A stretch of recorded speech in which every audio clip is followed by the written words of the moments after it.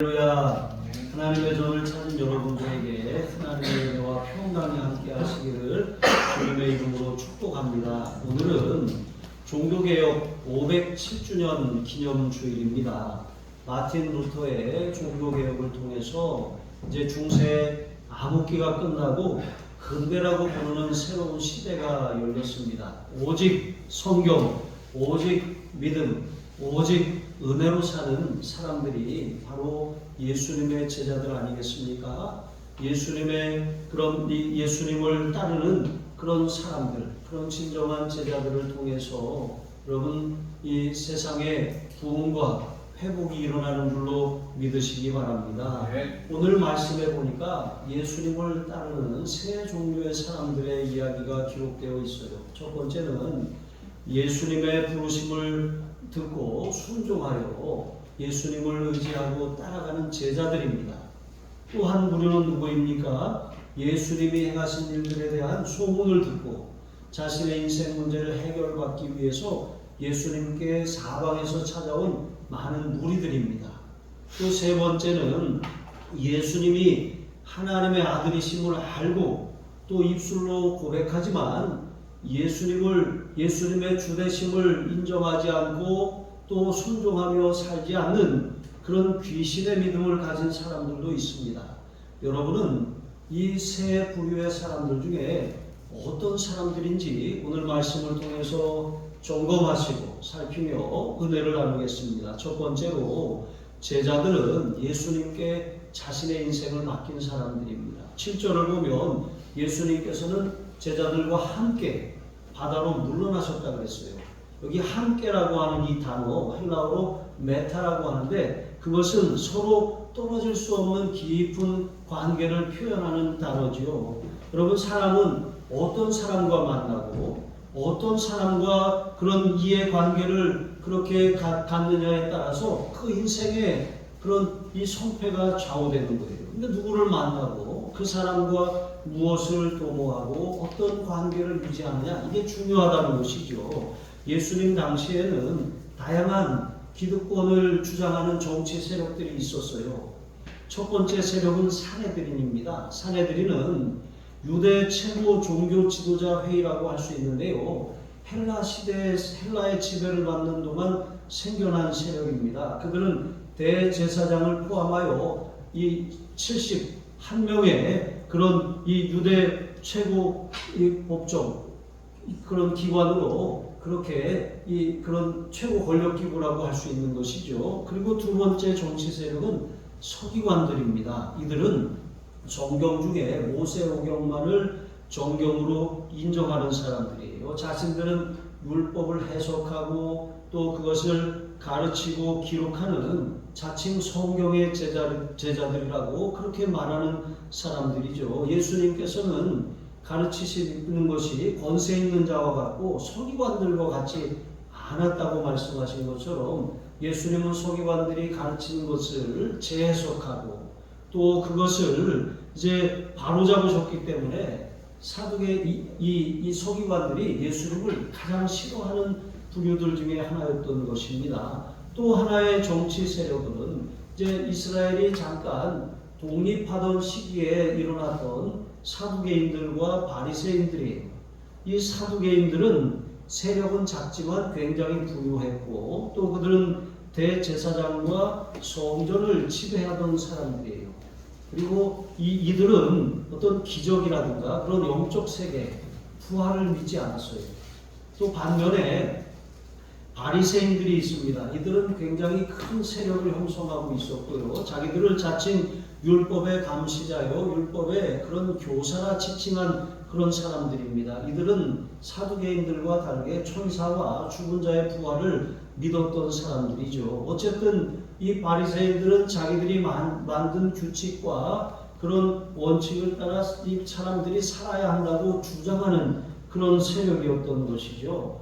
또 하나의 정치 세력이 있습니다. 이것은 로마의 앞잡이가 되어서 이제 우리가 성경에서 발견할 수 있는 예수님의 제자였던 세리마테 또 삭개오와 같은 사람처럼 세리들이죠. 이 세리들은 로마와 결탁하고 또 규정된 세금 외에 더 많은 것을 부과해서 부를 축제하던 사람들이에요. 비윤리적이고 또 그렇게 세속적이어서 유대인들에게 아주 그렇게 경멸의 대상이었던 사람들이 바로 세리들입니다. 그리고 마지막으로 열심당입니다. 이 열심당은 로마인들을 아주 미워했고 또 로마법을 반대하고 세금 내는 것을 거부했던, 또 툭하면 봉기를 일으켰던 그런 무장 세력들이 바로 이 열심당입니다. 젤롯당이라고도 하는 것이죠. 그리고 마지막 이제 헤롯의 친위 부대와 같은 헤롯당도 있습니다. 이렇게 사내들인과 또 누구죠? 서기관들과 또 사두개인들과 바리새인들, 또 세리와 또 열심당, 그리고 헤롯당, 이런 정치 세력들이 각각의 그런 목적과 성향과 이득을 따라서 그렇게 이 정치 세력을 형성했는데, 앞에 말한 사람들, 먼저 말한 사내들이는 야당입니다.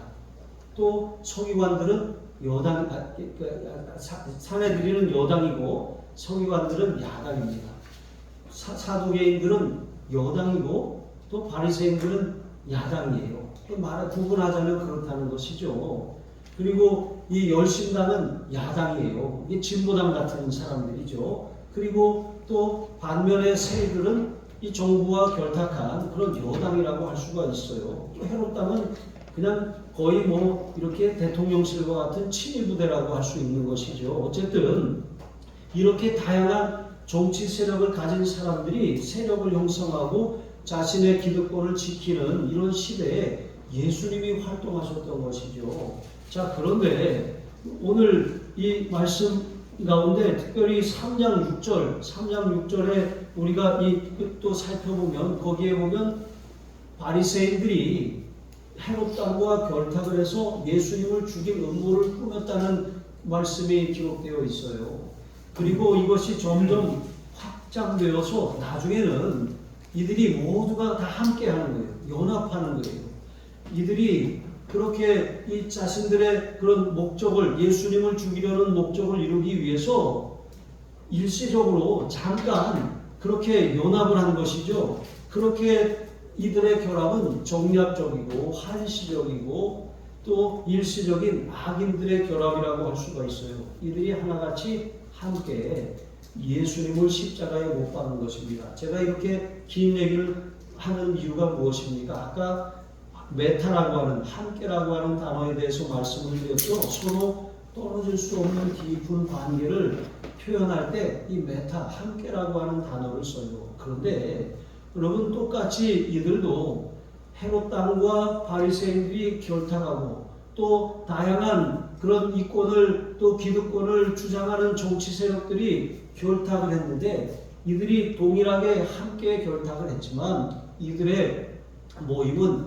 악인들의 그런 모임이고 결탁이라고 하는 거예요. 이것은 주님을 반대하는 모임이죠. 그러나 예수님이 제자들과 함께 바닷가로 물러나셨다고 그랬잖아요. 그때 사용된 이 함께라고 하는 단어는 인격적인 관계를 말하는 거예요. 사랑의 관계, 동거동락하는 그런 생명을 나누는 관계라고 하는 거예요. 이게 바로 제자와 그렇지 않은 사람의 차이라고 하는 거예요. 여러분, 제자입니까?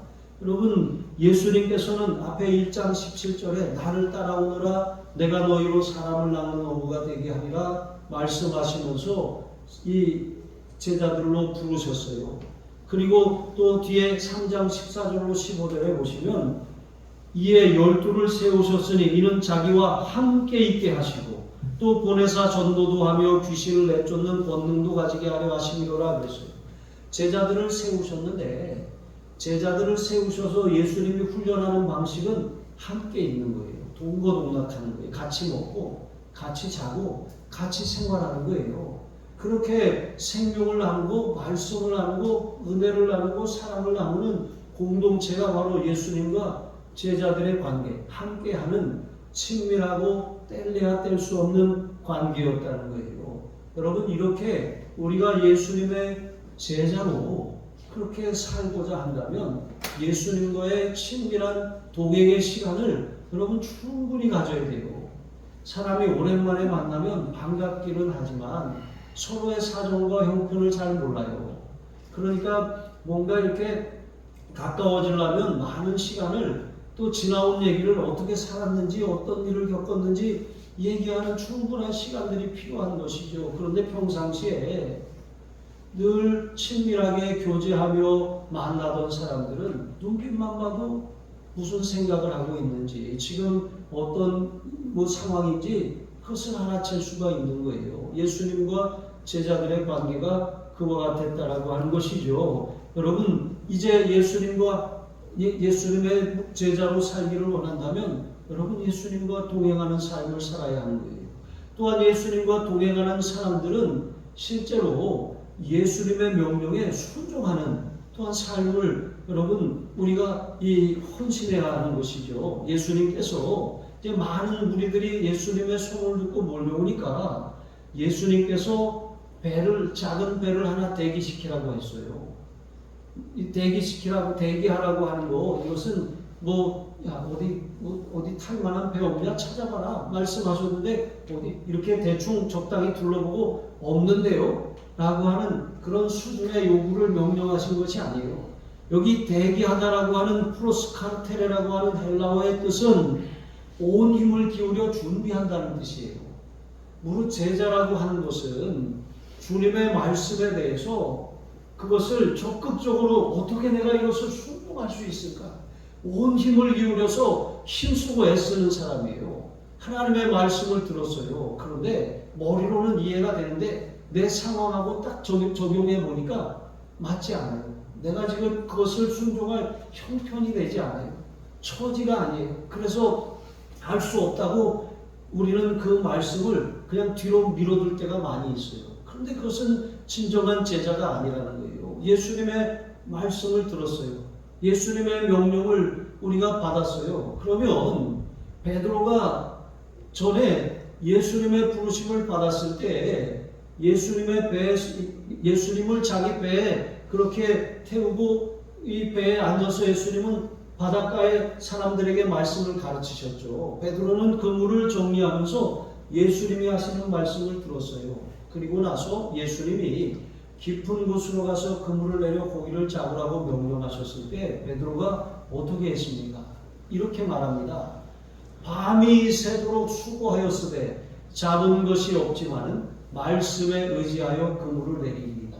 여러분 제자라고 하는 것은 예수님과 함께하는 사람이에요. 예수님과 동행하며 사는 사람이에요. 예수님과 동행하는 사람들은 예수님의 말씀을 들었을 때 저 그거 못하는데요. 저 할 수 없는데요. 어떻게 해요? 제 상황과 처지를 모르세요? 어떻게 그런 말씀을 저한테 요구하실 수가 있어요? 이렇게 하는 사람이 제자가 아닙니다. 주님이 말씀하시면 주님 밤이 새도록 제가 수고했는데 잡은 것이 없습니다. 제가 할 수 있는 것 다 했습니다. 그런데 안 됩니다. 그러니까 안 돼요. 이렇게 하는 것이 아니라 제가 할 수 있는 것 다 했는데 안 되지만 주님이 말씀하시니 순종하겠습니다. 명령에 복종하고 따르겠습니다. 여러분 이것이 진정한 제자인 것입니다. 여러분 바울이 디모데에게 빌립보서 4장 9절에 빌립보 교회 성도들에게 이렇게 말씀합니다. 너희는 내게 배우고 받고 듣고 본 바를 행하라. 그리하면 평강의 하나님이 너희와 함께 하시리라 그랬어요. 우리는 제자라고 한다면 예수님께서 배우고 받고 듣고 보는 것이 있어야 돼요. 이것은 바로 예수님과의 동행을 하는 삶, 기도와 말씀을 통해 예수님과 기도하는 삶, 성령으로 인도함을 받고 순종함을 통해 예수님과 교제하는 삶을 말하는 거예요.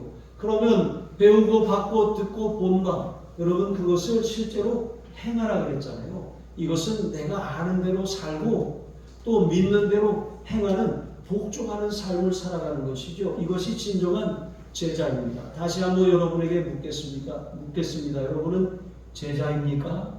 여러분 그렇지 않다면 제자의 삶을 다시 결단하시기 바랍니다. 두 번째로 예수님을 따르는 사람들 가운데 예수님이 행하신 큰 일을 보고 또 큰 일을 듣고 따르는 무리들이 있었어요. 문제 해결을 위해 예수님을 따르는 거예요. 그러니까 예수님에 대한 소문, 예수님이 위로하시고 고치시고 싸매시고 회복하신다는 예수님이 행하시는 일들로 말미암아 그 소문을 듣고서 예수님이라면 내 인생의 문제도 해결하실 수 있겠다는 그런 믿음을 갖게 된 거예요. 여러분, 이런 믿음도 귀합니다. 예수님에 대한 소문을 듣고 인생이 해결할 수 없는 문제를 예수님이 해결하신다. 병원이 고치지 못하는 질병을 예수님이 치료하신다. 내가 아무리 찾아가도 답이 없는 그런 노답의 상황을 예수님이 답을 주신다. 여러분, 이런 믿음으로 예수님 앞에 내 인생의 문제를 가지고 나오는 것 중요합니다. 이것도 참 귀한 믿음이죠. 자, 그렇게 많은 사람들이 예수님에게 나왔는데 당시의 사람들은 로마의 식민 통치 아래 있었어요. 로마의 식민 통치 아래서 굉장히 고통을 겪어야 했는데 그것도 모자라서 이 유대 종교 지도자들은 다양한 그런 종파를 정치 세력을 형성해서 백성들을 억압하고 핍박하고 자기 기득권 유지에만 관심이 있고 백성들의 피폐한 삶에는 아무런 관심이 없는 거예요. 그런 종교 지도자들에게 실망을 했기 때문에 지푸라기라도 잡는 심정으로 예수님께 많은 무리들이 사방에서 몰려온 것이죠. 여러분, 그것은 그런데 표면적인 이유예요. 예수님께 몰려온 표면적인 이유입니다. 그러면 근본적인 이유는 무엇입니까? 여기 8절에 보니까 그가 하신 큰 일을 듣고 나온지라고 했어요. 그러니까 힘들어 죽겠네, 어디 살 길이 없을까 하고 나왔지만 사실 근본적인 이유는 예수님이 하신 큰 일을 듣고 나왔다는 거예요. 큰 일이라고 하는 것은 사람으로서는 할 수 없으되 하나님으로서는 하실 수 있는 일이라는 거예요. 인생에는 불가능하지만 전능하신 하나님이라면 능히 이루실 수 있는 그런 큰 일을 예수님이 행하고 계신다는 소문을 듣고 예수님께로 나온 것입니다. 여러분, 이것은 이사야 선지자의 예언이 그대로 이루어진 거예요. 이사야 선지자는 700년 전에 예수님에 대한 이런 예언을 했어요.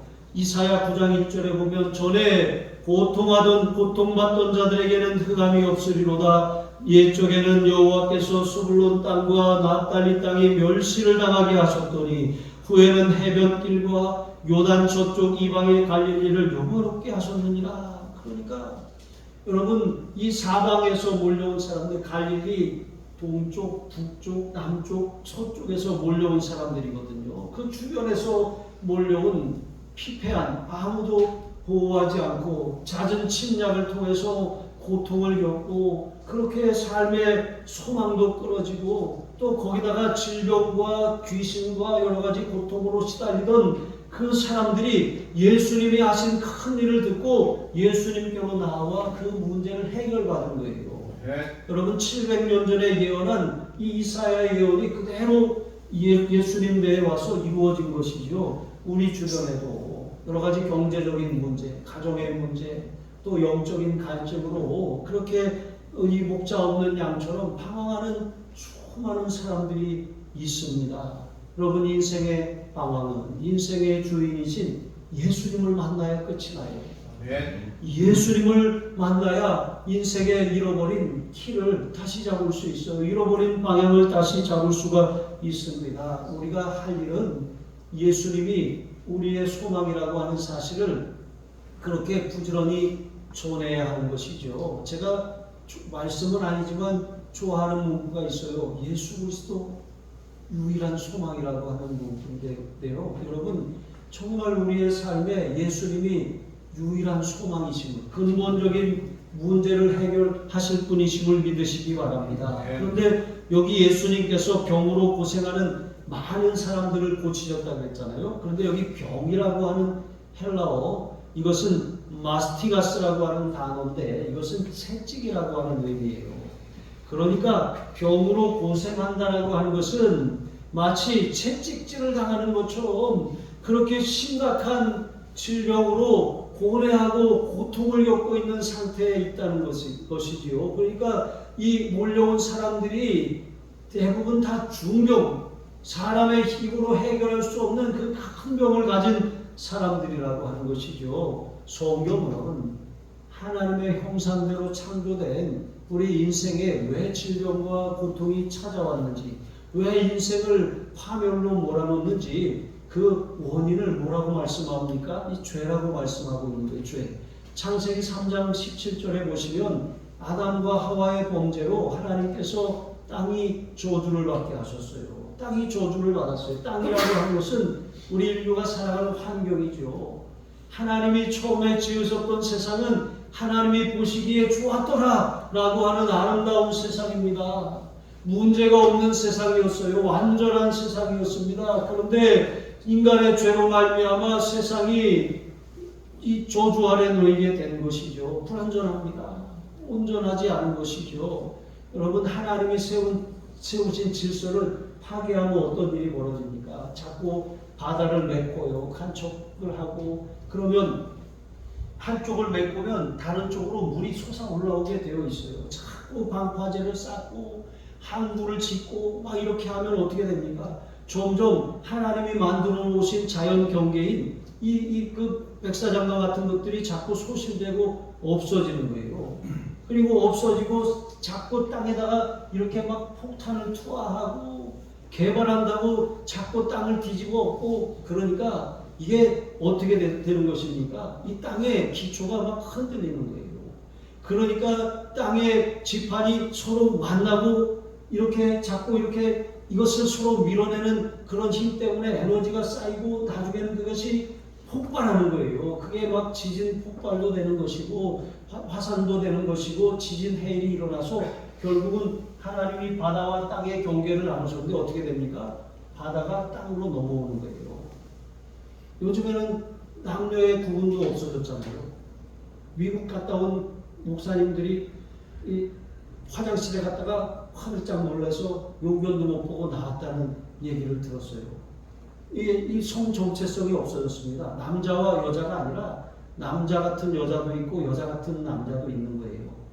여자도 남자도 성을 바꿀 수 있고 막 이렇게 또 아무것도 아닌 중성도 있고 양성도 있는, 여러분 우리가 이런 시대를 살고 있어요. 하나님이 남자와 여자를 창조하셨어요. 땅에 각종 씨 맺는 채소들을 각기 종류대로 만드셨어요. 그런데 여러분 이종 교배를 하고 무슨 그 콩도 이게 이종 교배를 한 그런 것들이 나와 있잖아요. 그 잘 보면 표시가 되어 있습니다. 닭들도 얼마나 불쌍한지 아세요? 제가 닭을 독일에서 개발한 그런 수십억 원 들인 그런 기계를 들여온 그런 닭 여기 그 알을 낳는 곳에 간 적이 있었어요. 근데 정말 보니까 닭들이 이렇게 몸도 움직이지 못하는 공간에 이렇게 다 이렇게 갇혀 있어요.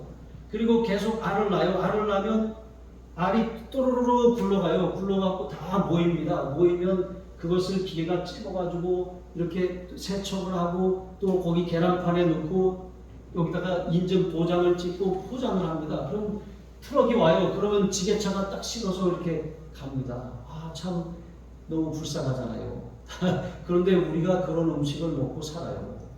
그렇게 살고 있으니까 여러분 우리의 삶이 점점 피폐하고 점점 망가져 가는 거예요. 탄소가 많이 배출됩니다.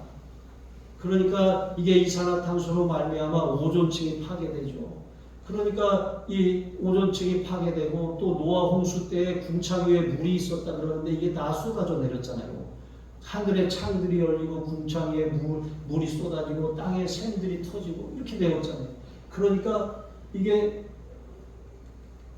태양의 자외선이 그냥 그대로 들어오는 거예요. 점점 또 오존층도 파괴되니까 암도 많이 걸리고 수명도 짧아지고 자연에도 엘니뇨와 라니냐 같은 이상한 그런 기후들이 자꾸 발생하는 것이죠. 너무 많이 가버렸네요. 이렇게 여러분 이 모든 문제의 원인이 뭡니까? 바로 죄라고 하는 것이죠. 그래서 이 죄라고 하는 것, 인간의 행복을 파괴하고 고통을 안겨주고 모든 것을 앗아가는 게 죄예요. 우리가 죄의 유혹을 받는 거 달콤합니다. 그러나 죄의 유혹은 달콤하고 짧은 순간이에요. 그런데 그 짧은 순간 그 달콤한 유혹에 넘어갔을 뿐인데 그 이유는 슬픔과 고통을 안겨준다는 것이죠. 그래서 예수님께서도 중풍병자를 침상째로 사람들이 데리고 왔을 때 그의 병을 고쳐주시기 전에 작은 자여 안심하라 내 죄 사함을 받았느니라 그러셨어요. 죄부터 해결해 주셨어요. 죄 문제가 먼저 해결돼야 하는 거예요. 여러분, 우리 인생의 모든 문제의 근본 원인은 죄입니다. 죄의 달콤함에 넘어지는 것, 죄를 즐기는 삶, 그것은 나를 파괴하고 내 가정을 파괴하고 내 삶을 온통 저주 아래 놓이게 하는 것이죠. 그러나 여러분, 우리가 정결하게 살고 죄를 멀리하고 회개하고 죄를 끊어내면 그 땅이 거룩한 영역이 돼요.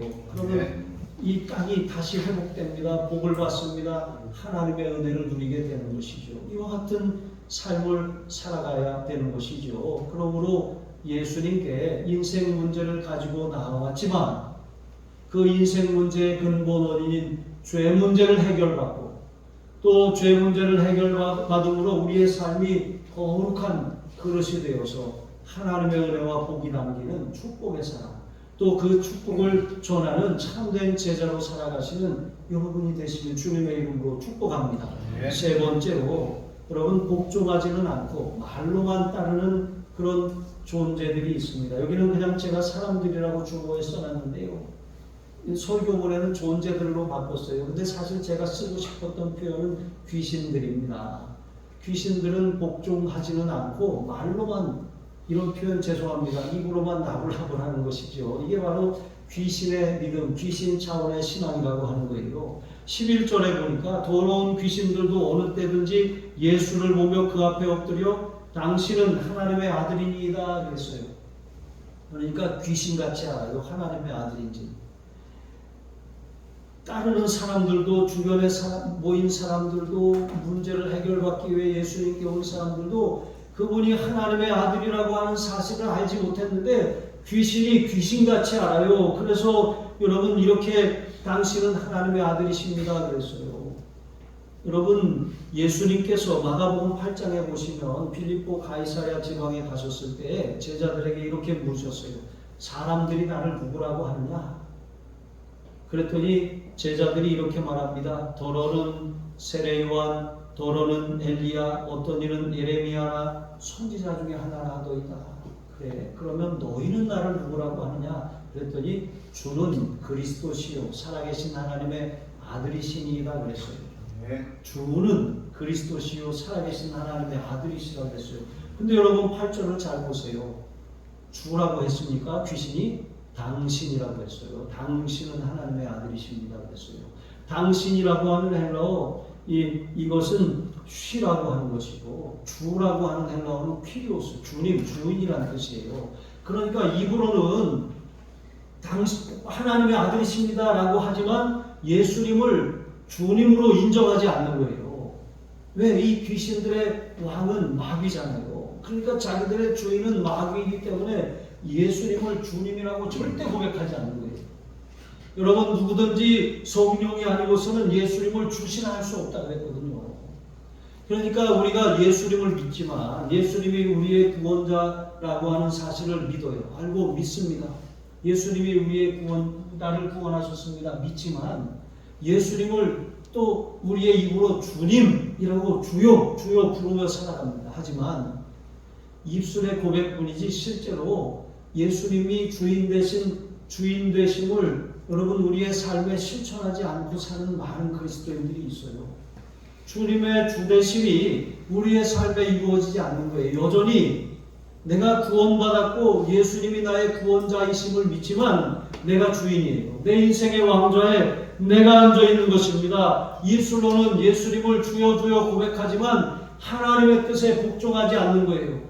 하나님의 말씀대로 살지 않는 거예요. 아까 말씀을 드렸던 것처럼 무릇 제자라고 하는 사람들은 주님의 말씀이면 내 상황과 내 처지, 내 환경, 내 형편 내가 다 해봤는데 소용없이요 하는 것이 아니라 주님 다 해봤지만 나는 할 수 없었습니다. 하지만 주님의 말씀이라면 순종하겠습니다.